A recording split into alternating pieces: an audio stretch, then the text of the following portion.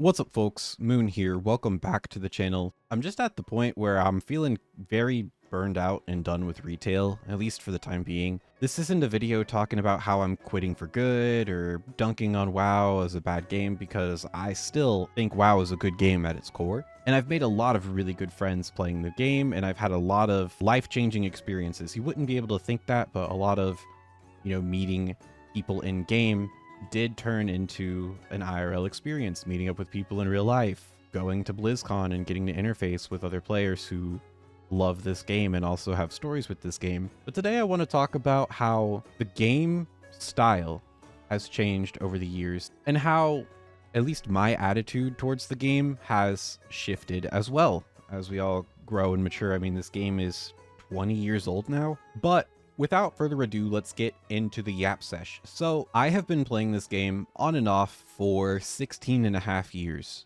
And growing up throughout my childhood, World of Warcraft used to be the only game that you needed to play. And this is when everything was consolidated into one game. There was no Classic, there was no Season of Discovery. Everybody who played World of Warcraft played the same edition of the game. And now there's like, 8 different versions of the game out. You've got Retail, you've got Cataclysm Classic, you've got Classic, you've got Season of Discovery, you've got Hardcore, and now the Anniversary Realms, which basically resets Classic and Hardcore and allows for players to get a fresh start at the game. And with that, the overall reach for World of Warcraft has expanded outward because there are more styles of World of Warcraft that can draw people in and get people to play. I know that accessibility was a major issue, at least for retail, where players would just jump in and be so confused with everything. So having that classic edition where people can jump in and sort of experience that 2004 wonder is good in that regard. But I think when you take a game and you fragment it out into several different variations of the game, ultimately you are pulling from the same resource pool that could have been used to further develop or further polish the retail edition of the game. And now, I'm not trying to argue that this is a good or bad thing inherently, more so this is just an observation of how it is. But as I've gotten into my later years and actually entered adulthood sometime during BFA, I've noticed that it takes me a lot less time to actually do the things that I want to do in the game. So if I want to go and complete the raid, or if I want to complete the Mythic Plus dungeons at a certain difficulty, it doesn't take me the entire length of the season to achieve my seasonal goals. And I think that World of Warcraft overall has shifted towards this seasonal game, where because Blizzard seemingly puts less resources into retail with each passing expansion, and you could argue with the whole player housing with Midnight coming along, but it just feels like we don't get a ton with each patch. That retail has shifted more towards like a seasonal game, where you come in, you do the content you want, and then you quit, and then you wait until the next patch drops and come back again. And I think when I took the game a lot more seriously and really wanted to go for these like high-end achievements like Gladiator, there would be some sort of incentive there for myself to keep playing throughout the entire duration of the season. But after so many seasons in a row of getting to about the point 5 patch and having a massive drop off in the player base, there's really not much incentive to keep playing. And so I want to talk about the in-game achievements.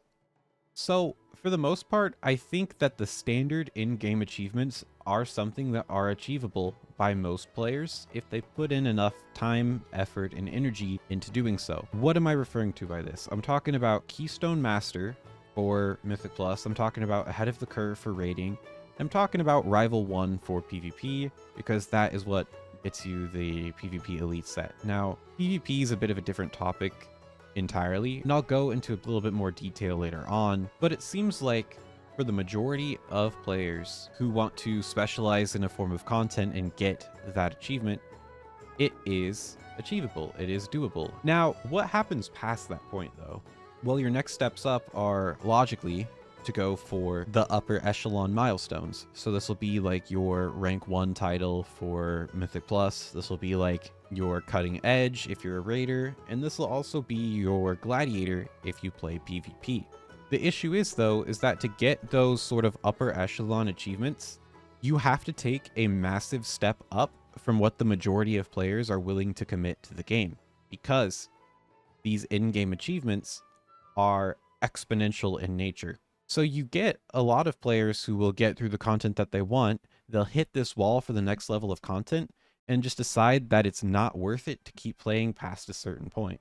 Now, you could slice this however you want. You could say that, oh, the majority of players simply just aren't good enough, so that's why they don't bother. You could say that the achievements are inaccessible, but the point that I'm getting at here is that a lot of players will make this subconscious cost-benefit analysis as to whether or not they're going to continue playing, and because the progression nature in World of Warcraft is exponential rather than linear, a lot of players who do a lot of things outside of World of Warcraft, such as have a job, maintain a spouse, have a family, play other games, have a social life, they run that cost-benefit analysis and they determine that it's just not worth it to keep playing.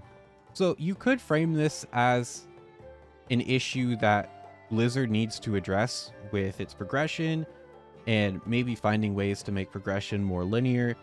But that's not the video I'm really trying to make here. This is more of, because the game functions in this way now, a lot of people treat it as a seasonal game where they just play the game to get what they want, and then they go and play other games. So with that being said, I want to go a little bit more in depth as to each mode of content, because I have played all of the modes of content, share a little bit more about my reflections of having played those types of content and how I think that sort of feeds into this. So I'll go ahead and talk about PvP first, because that's where most of my experience is in playing this game. I've spent about the past 5 years really trying my best to get into PvP. So PvP used to be a cornerstone to World of Warcraft, but it's one that's diminished over the years. So it was a lot more popular in the older expansions like Burning Crusade, Wrath, Kata, even Mop to a certain degree. But as the seasons progressed, the proportion of players who focused on PvP as their main game mode experience diminished, because a lot of them flocked over to other competitive games that scratched that competitive itch a little bit better, such as League of Legends, such as Overwatch in 2016, or other just competitive games in general. And it's a little disappointing because, in my experience, WoW Arena in particular has been some of the most unique and exciting gameplay that I've ever experienced of any game. But it's awful to spectate, it has an insane barrier to entry, and its progression systems are the worst of almost any other comparable game in this sort of genre. Now, you could argue that WoW as the MMO PvP is sort of like this strategy, fast-paced, team-based, almost chess-like game. And so if you hold it up to like a hero shooter, for instance, it's not going to be an exact one-to-one comparison. But I think out of every single game that I've played, World of Warcraft PvP in particular has been the absolute highest barrier to entry, because you can look at the game and understand absolutely nothing of what's going on. Even if I watch the Arena World Championship as somebody who's played in the open brackets before, and as somebody who's played WoW Arena to like the top, 5 to 3% of players, I cannot explain to my family who's in the living room with me what is going on. And this is all before talking about the social aspect that you have to essentially network in the game just to get people to play with in the 3v3 mode. Now, I consider 3v3 to be the main PvP mode, even though it's not the most popular at the moment, because it is the only bracket that contains the Gladiator achievement, which is seen as the sort of pinnacle achievement of the game. Now, as I've stated earlier, having played arenas and battlegrounds for the past 5 years, give or take, I've personally found my experience to be mostly positive. I've met a lot of great friends, I've improved vastly at the game, and the game just scratches this sort of itch that no other game's been able to truly fulfill. But I can say that I'm definitely the minority when I say this, because you look at the content cycle for this game, you go and you click on, I'm not going to start naming names here, but if you go and watch PvP content creators who are not me, they will be discussing these exact same issues that I've just described, and to a greater depth that I could even cover in this video. But these problems that have existed within the game have existed for years, and yet have been given very little when addressing the root causes for why these problems exist. Now, I want to give credit where it's due. I do think that gearing for the game mode has been drastically improved, as that historically was one of the major problems regarding accessibility, was Not only the massive barrier to entry, but then also the massive grind of getting the gear just to get to the starting line. But I think in a lot of other regards, they've put on band-aid fix after band-aid fix after band-aid fix, which when compiled is essentially trying to hold a house of cards on a foundation of sand. And while I've had a ton of fun playing PvP and getting better at the game, I don't believe that this is a game that can be taken seriously as a competitive game for these reasons. I think that the implementation of solo queue was not the best solution for the game's problems, at least in this iteration of solo queue, and this is more so for Arena than Battleground Blitz. I'm actually totally okay with the Battleground Blitz solo queue because you're essentially taking a mode that required you to network to get 10 players and making that more accessible, whereas I think threes, it was a little bit easier to network with people in threes. But when you implement the solo queue for both Arena and the Battleground Blitz, you take away from the main bracket that attracts people, and you further stifle that player progression. Because only 7% of players actually play PvP seriously. When you take each new mode and you add it to the game, you take away from the existing brackets and make it significantly more difficult to climb, because the pool of players that you can face against, that you are trying to improve against, that you are trying to become better than, shrinks drastically.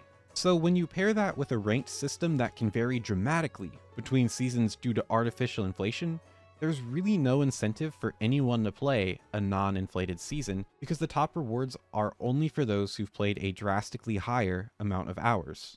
And while, as I'll get to a little bit later, PvE progression is stifled by its exponential nature as well, PvP progression is straight up just random between the seasons. I used to argue on this channel that players should just record their gameplay and look at their improvement over time and ignore the system completely. Now, while some of what I said then still remains true and can definitely transfer over to other games, I cannot in good faith continue to defend a bad system that's antithetical to rewarding players improving at the game. And so in doing all this self-reflection, what I wish I've discovered sooner was that I personally am somebody who enjoys having that linear progression, and I enjoy games that are more competitive in nature, which is why I've personally stopped taking PvP as seriously. I found that I've clicked really well with Marvel Rivals at the moment. I really have enjoyed the hero shooter genre, but for personal reasons I've decided to not play Overwatch, and it is scratching that itch that PvP used to fulfill, albeit in a different way.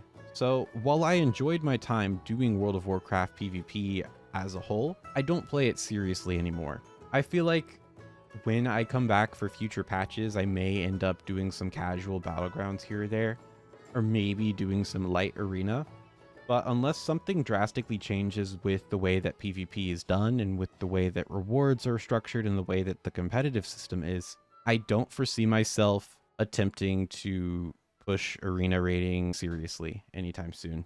Moving on to PvE now, having swapped from doing PvP content to PvE content for a few months, I was initially surprised at how so many of the skills I've developed through playing PvP transferred over. I was shocked at finding the immediate success in both raiding and Mythic Plus, because everything that I needed to learn to do the basics of Arena put me at an advanced level of play within PvE. And now, this isn't necessarily a diss to the PvE game modes, but it's more of a surprise as to how accessible PvE was comparatively. I mean, you have things like follower dungeons, which definitely were a great addition to the game with regard to learning how the dungeons worked. And delves were an okay addition, and I think that they fulfilled their initial purpose of allowing people to have an option to solo gear or do content without needing a group. But the gear scaling created a massive gap, because you would have these people who would only do delves to gear, and then they would try to jump into these mid-level Mythic Plus keys. And that could be its own video, but let's talk about the difficulty spike that I was mentioning earlier. So in Mythic Plus, the difficulty spike I found is jumping from a level 11 Keystone dungeon to a level 12 Keystone dungeon. And having timed both and played both on healer and DPS, I can say that it feels like I'm playing an entirely different game between a plus 11 and a plus 12. Now, in Mythic Raid, or just raiding in general, I feel like the main difficulty spike comes from the 5th boss of the current raid onwards, so that would be Brood Twister Ovanax, and finding 20 people who can even get together to do a Mythic Raid. Now, the best solution to both of these problems in general would just be to find a community of people to play with. And While it's true that WoW in general has been best enjoyed with communities, and some of my best moments in this game were with communities, I feel like I can totally relate now to the burnout that people feel around the idea of communities. Because I'm somebody who enjoys just hanging out, logging on with the boys at the end of the night, playing some dungeons, playing some battlegrounds, doing whatever gaming thing we're going to be doing that day, and enjoying spending the time together. And I always thought of people who preferred solo play to be like just grumpy or just not with it or just like too isolationist. But I can definitely say that this expansion, my experience with joining guilds and communities have been mostly negative. I've had several experiences with joining guilds where there is past drama that everybody is still talking about, or there's members in guilds that would go on these long political tirades, or the environment was so, man, I guess the best word I could say is politically correct, where you'd be walking on eggshells interfacing with people in the communities, or you'd be tiptoeing around to not offend a certain person, and that's just not the vibe that I'm looking for. I've noticed that there were a lot of people who are older than myself by greater than a decade, acting like they're still in high school. And after a certain point, it just isn't worth trying anymore, because the amount of things that I'm willing to tolerate to try and get an in-game achievement dwindles by the day. And I guess that leads me to my next point, which is how I've changed as a person in general. When I returned to the game playing consistently, I was in my senior year of high school, and I played World of Warcraft and only World of Warcraft all throughout college. I put a lot more hours into the game during this time than I would like to admit, but now I have a full-time job, I've made a good amount of close friends, I've picked up some other hobbies, and I've been spending a lot of time with my family, on top of trying to cultivate this YouTube channel and Twitch channel. And then sometimes when life gets too busy, the YouTube channel has to take a break for now, because as much as I'd love to do something more with this, for right now, it's just a hobby. And I'm not saying this to complain about any of these things, because I'm mostly happy with my life as is. But because my free time to play games are more limited than historically I've had, how I spend my time is a lot more valuable to me. I want to have fun playing the games I spend my time playing, and because of that, I have less of a tolerance for anything either system-wise or player-wise that would detract from that fun. And I feel like because I was so hyper-fixated on doing a particular thing in Retail WoW, whether it be try to push for Gladiator, or try to push for something in Mythic Plus, or try to Mythic Raid, I've neglected a lot of other opportunities around me to enjoy good games or to meet other people who I wouldn't have met if I was just stuck in my own little bubble. And I guess really the best thing that myself, or I would argue almost anyone, can do is just embrace the seasonal aspect of the game, rather than lament on what the game was or get lost in the fantasy of what the game could be. I feel like the more realistic thing for myself when I am making content and when I am just trying to enjoy the game for what it is set the bar a little bit lower for myself goal-wise and emphasize more on enjoying my time playing and enjoying my time with my online friends. And then when I'm done with my goals, either just swap to a different version of the game or try some other games. I mean, at the end of the day, it's just a game. And because this game has been around for so long, I have unfortunately had the displeasure of seeing so many people who have been attached to this game in a very serious manner lose sight of reality and lose sight of who they are by allowing their identity to get caught up in a video game that they play for fun. You can see a lot of this behavior on Reddit or on Twitter. A lot of these people who make their whole Twitter accounts based around their WoW profiles. And having seen enough of these individuals, it really makes you do some self-reflection and be like, damn, I really don't want to be like that. But I feel like it also takes some self-reflection to recognize whenever you're not enjoying something like you used to, and really trying to figure out why that is, as opposed to trying to blame some external factor. Because, again, I still enjoy World of Warcraft. I think World of Warcraft is a good game overall, despite my criticism of the system. And I think that I would enjoy it a lot more if I accept the game for what it is, as opposed to continuing to ponder about what it could be. I feel like this was the pain point video of my channel that, even though I wasn't thrilled about making, even though I procrastinated on making this video, I feel like it will be the catalyst for getting back into yapping about life, yapping about games, improving at life, improving at games, and opening a new chapter for the channel. So that'll do it for today's video. If you stuck around to the end, I greatly appreciate it. Hope you all have a wonderful rest of your day, and until next time, this is Moon, signing out.